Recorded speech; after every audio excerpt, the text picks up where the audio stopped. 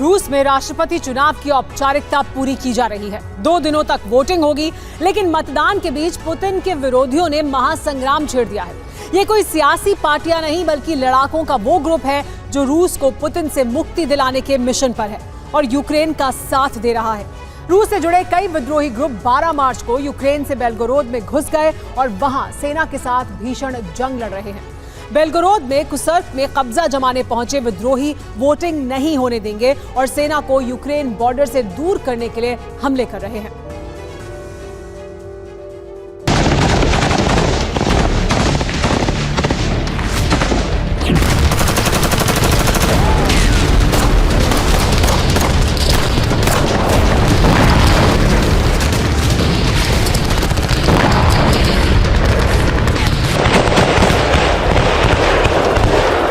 बगावत की ज्वाला चल रहा बेलगोरोद।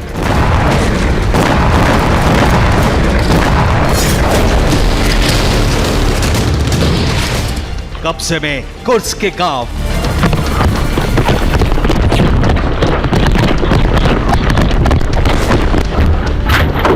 सौ घंटे से रक्तपात।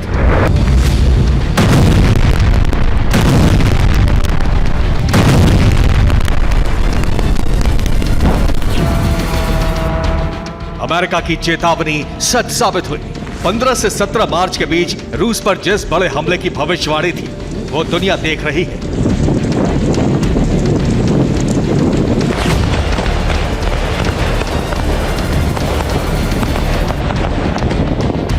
रूस के 2 शहरों में घमासान मचा है। जगह जगह आग लगी है। अपार्टमेंट जल रहे हैं, फैक्ट्री जल रही है, गाड़ियों में आग लगी है। रूस के सैनिक शहर में भाग रहे हैं।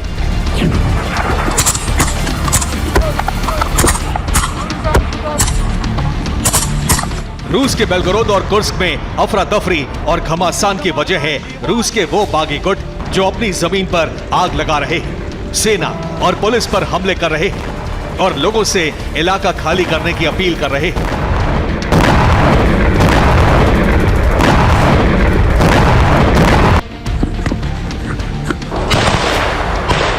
एक दिन पहले ही हमने आपको दिखाया कि इस वक्त रूस के 3 बागी गुट एक होकर बेलगोरोद और कुर्स्क पर कब्जे की कोशिश में है। दूसरे ग्रुप का नाम है रशियन वॉलंटियर्स कोर और तीसरा ग्रुप है साइबेरियन बटालियन। इस घमासान में एक और ग्रुप शामिल हो गया है, उसके बारे में हम आपको आगे बताएंगे। फिलहाल बेलगोरोद और कुर्स्क के हालात बताते हैं। दोनों जगहों पर भीषण जंग चल रही है। सेना और विद्रोहियों के बीच कई जगहों पर मुठभेड़ हुई है।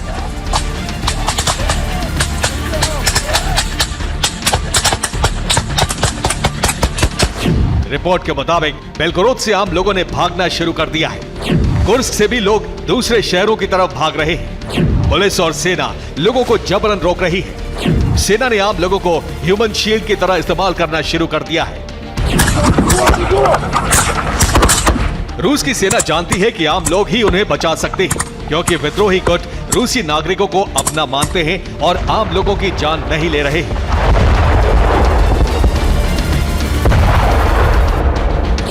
विद्रोहियों का मकसद इलाके से सेना को भगाना है, राष्ट्रपति चुनाव के लिए हो रही वोटिंग को रुकवाना है। विद्रोही बेलगोरोद से सेना को हटाना चाहते हैं। यूक्रेन पर गोलाबारी के लिए मौजूद आर्टिलरी पर कब्जा करना चाहते हैं। यूक्रेन पर गोलाबारी को रुकवाने के लिए जंग चल रही है। इस बीच विद्रोहियों को लेकर नया खुलासा भी हुआ है। एक रिपोर्ट में दावा किया गया है कि पेंटागन से रूसी फौज के खात्मे के लिए नई प्लानिंग तैयार की गई है। अमेरिकी खुफिया एजेंसी CIA और यूक्रेनी खुफिया एजेंसी ने इस प्लान को कामयाब करने की जिम्मेदारी रूस के विद्रोही गुट रशियन वॉलंटियर्स कोर को दी। इस प्लान के तहत बम बारूद के बिना जहर से रूस की एक बटालियन को खत्म करने का मिशन था। पूरा प्लान क्या था, आपको दिखाते हैं। प्लान के तहत रूसी बटालियन के खाने में विद्रोही गुट को जहर मिलाना था। 3 स्तर पर इसकी योजना बनी थी। पहले प्लान के तहत फूड पैकेट्स वाले ट्रकों को रोकना था। हमले के दौरान फूड पैकेट्स में इंजेक्शन जहरीला केमिकल मिलाने का प्लान था। विद्रोही लड़ाके हथियारों के साथ जहर वाली सिरिंज से लैस किए गए थे। एक और प्लान था जिसके तहत रूसी बटालियन के कैंप तक ड्रोन से जहर भेजा जाना था। खाना बनाने के दौरान ड्रोन से खाने के बर्तनों में जहर ड्रॉप करने की योजना तैयार हुई थी। जहरीला खाना खाते ही रूस की पूरी बटालियन की मौत हो जाती। इसके अलावा रूसी सेना को सप्लाई होने वाले पानी में भी जहर मिलाने की योजना थी। इसके लिए पानी टैंकर को टारगेट किया जाता और फिर पानी में जहर मिला दिया जाता। विद्रोही गुटों ने इस तरह से रूस की पूरी बटालियन को एक ही झटके में खत्म करने का प्लान तैयार किया था।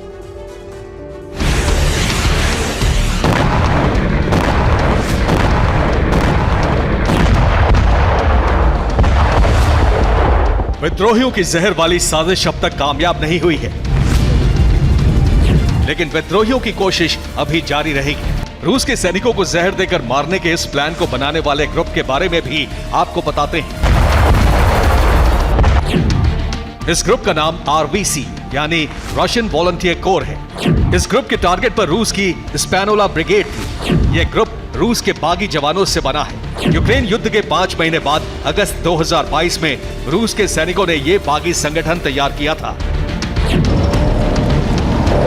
नेटो की एक रिपोर्ट के मुताबिक रूस ने इस वक्त अपनी पूरी सैन्य ताकत यूक्रेन में झोंक दी। यही वजह है कि बेलगरोद और कुर्स्क में 100 घंटे बाद भी बैकअप फोर्स नहीं भेजी जा सकी है। लेकिन इसी फैसले के बाद बागियों की एक और पलटन दुनिया की नजर में आ गई है।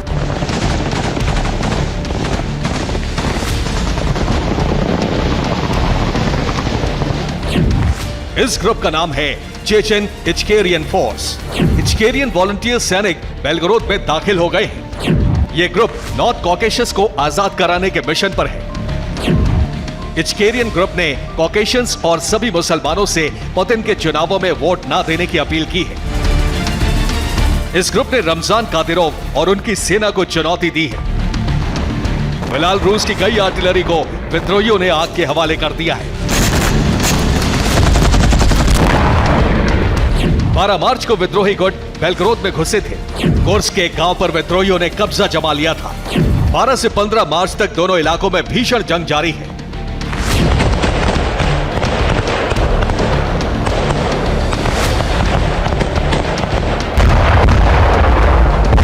फिलहाल विद्रोही पूरे इलाके को खाली कराने में जुटे हैं। आम लोगों और रूस के सरकारी कर्मचारियों के लिए एक कॉरिडोर तय कर दिया गया है, जिसके जरिए लोग बेलगरोद और कुर्स्क से बाहर जा सकते हैं। लेकिन एक रिपोर्ट में दावा है कि सरकार लोगों को रोकने के लिए जुर्माने का डर दिखा रही है। सरकारी कर्मचारियों को नौकरी से बर्खास्त करने की धमकी दी गई है। ऐसे में बेलगरोद और कुर्स्क के लोग न घर जा पा रहे हैं और न शहर से बाहर।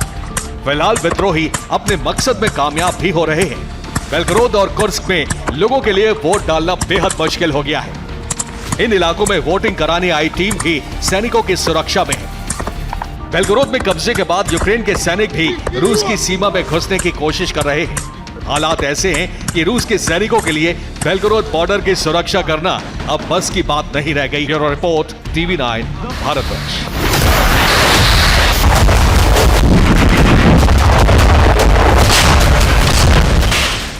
डोनेस्क में रूस की विध्वंसक बमबारी, Su-25 जेट से किए गए भीषण हमले। यूक्रेन के हथियार गोदाम तबाह हो गए हैं इन भीषण हमलों में।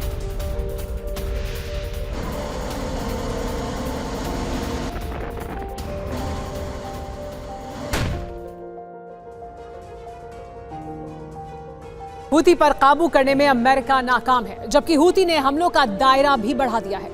हूती अब लाल सागर से लेकर हिंद महासागर तक कारोबारी जहाजों को निशाना बना रहा है। ऐसे में टास्क फोर्स के सामने बड़ी चुनौती है कि वो कैसे हूती पर लगाम लगाएं।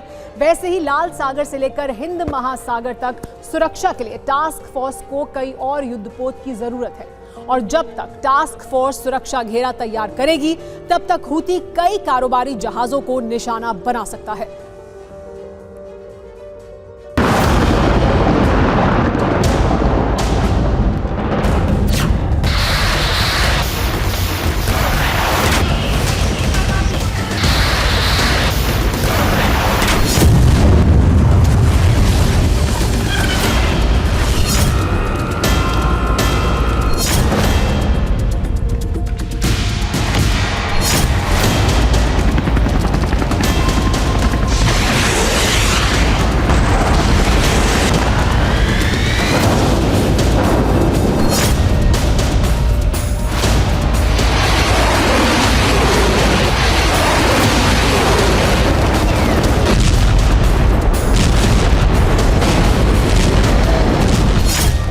जिस हूती को रोकने के लिए अमेरिका ने लाल सागर में टास्क फोर्स उतार दी, वही हूती अब और ज्यादा हमलावर हो गया है। हूती के हमले अब और बढ़ गए हैं।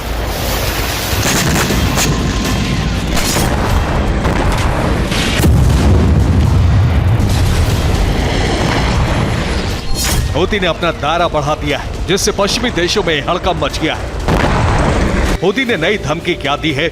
हूती के supreme chief Abdul Malik al Houthi की तरफ से कहा गया है कि अब हमारे लड़ाके हिंद महासागर से गुजरने वाले जहाजों को निशाना बनाएंगे, खासतौर से वो इजरायली शिप जो साउथ अफ्रीका रूट से होकर यूरोप पहुंच रहे हैं। हूती ने नए रूट पर हमले के लिए रमजान के बाद का वक्त मुकर्रर किया है, लेकिन हकीकत में हूती के लड़ाके पिछले महीने ही अदन की खाड़ी में पहुंच चुके हैं। पिछले दिनों जितने भी हमले हुए हैं वह अदन की खाड़ी में ही हुए, यहां तक कि टास्क फोर्स को शिप को बचाने के लिए लाल सागर से हिंद महासागर में आना पड़ा।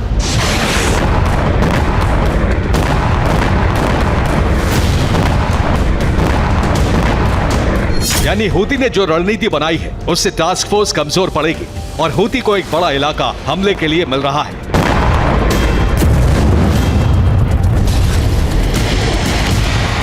ऐसे में अमेरिका और दूसरे देशों को हिंद महासागर में पश्चिम एशिया की तरफ ज्यादा युद्धपोत लगाने पड़ेंगे।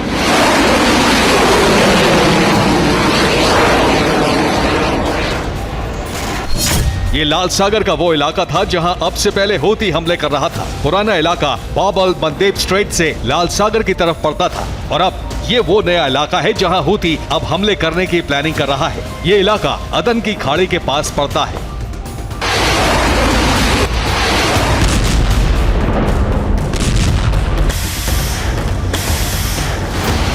हूती चीफ की धमकी से पेंटागन में खलबली मची हुई है, क्योंकि पहले से ही अमेरिका लाल सागर में फंसा हुआ है। अब हिंद महासागर में भी उसे सुरक्षा बढ़ानी पड़ेगी। यानी हूती ने अमेरिका को 2 मोर्चों पर जंग लड़ने के लिए मजबूर कर दिया है।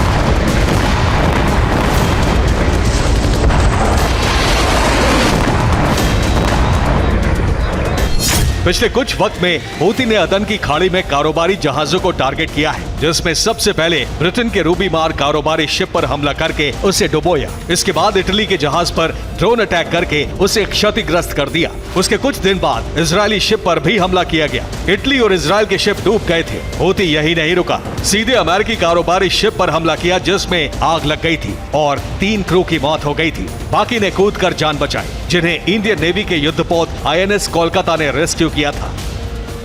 अब यूएस मिलिट्री सेंट्रल कमांड ने एडवाइजरी जारी की है कि कारोबारी शिप अदन की खाड़ी के पास से गुजरने से बचे। सेंटकॉम के मुताबिक हूती ने एक दिन पहले 2 एंटी शिप मिसाइल लाल सागर में कारोबारी जहाजों पर दागी। इसके अलावा अदन की खाड़ी में भी बैलिस्टिक मिसाइल से हमले किए। हूती के हमलों से लाल सागर रूट और केप ऑफ गुड होप दोनों ब्लॉक हो गए हैं। ऐसे में कारोबारी जहाज यूरोपीय देशों और अरब देशों के पोर्ट पर खड़े हैं। अगर हालात ऐसे ही रहे तो बहुत जल्द यूरोप में तेल और दूसरी जरूरत की चीजों का संकट पैदा हो सकता है, क्योंकि यूरोप तक पहुंचने वाले जहाज सबसे ज्यादा लाल सागर और हिंद महासागर में Cape of Good Hope route से होकर गुजरते हैं।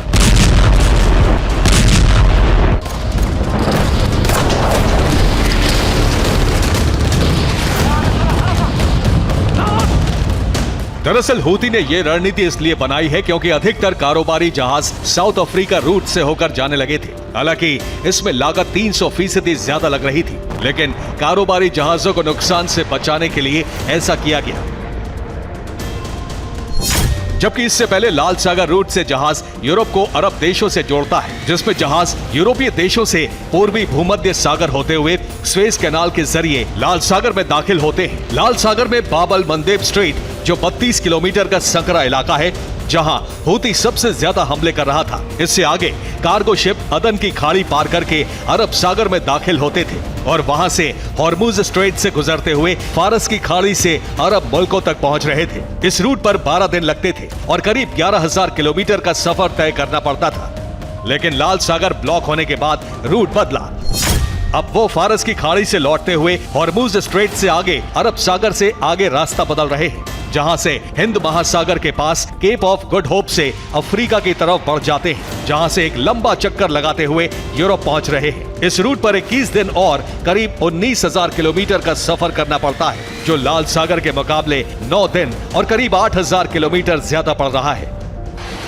अब रूट बदल गया है, जिसके लिए अमेरिका ने अपने जिबूती बेस पर अतिरिक्त सैनिक पहुंचाकर इस रूट की सुरक्षा करनी शुरू कर दी है, जिससे सोमालियाई लुटेरों से जहाजों को बचाया जा सके। लेकिन अब हूती ने हिंद महासागर में अपने लड़ाके पहुंचाकर बड़ा संकट खड़ा कर दिया है। खतरा यह भी है कि हूती लड़ाके लाल सागर और हिंद महासागर से गुजरने वाले कारोबारी जहाजों पर हमला करेंगे। इसके अलावा अमेरिका के जिबूती पर मौजूद मिलिट्री बेस पर भी कब्जा कर सकते हैं। Bureau report, TV9, Bharatvarsh.